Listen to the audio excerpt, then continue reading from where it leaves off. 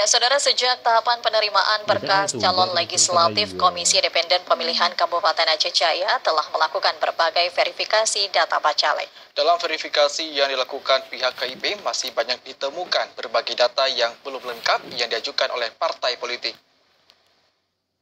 Komisi Independen Pemilihan Kabupaten Aceh Jaya telah menerima berkas para bacalek, baik dari partai nasional maupun dari partai lokal.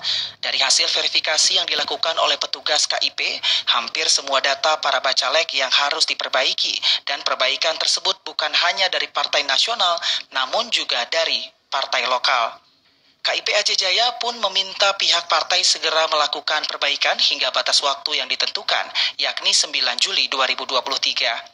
Meski demikian, untuk perbaikan yang perlu dilakukan oleh pihak partai hanya memperbaiki berkas yang sudah diserahkan ke pihak KIP Aceh Jaya, seperti legalisir ijazah dan beberapa hal yang dianggap perlu dilakukan perbaikan.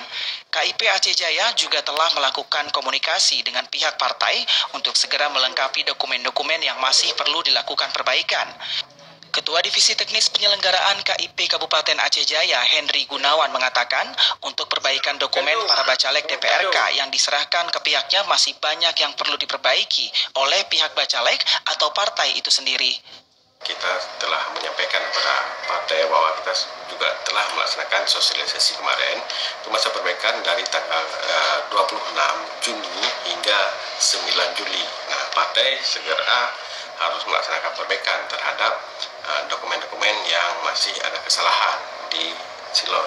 Hampir semua partai harus ada melakukan perbaikan terkait dengan kebanyakan legalisir ijazah, nanti hal yang demikian itu harus diperbaiki segera. Pihak KIP Aceh Jaya berharap para partai yang memiliki data yang perlu dilakukan perbaikan segera melengkapinya. Selain itu, KIP Aceh Jaya juga meminta bagi partai yang akan mengganti bacalek diharapkan segera mendaftar sesuai waktu yang telah ditetapkan. Dari Aceh Jaya, Musliadi, TVRI melaporkan.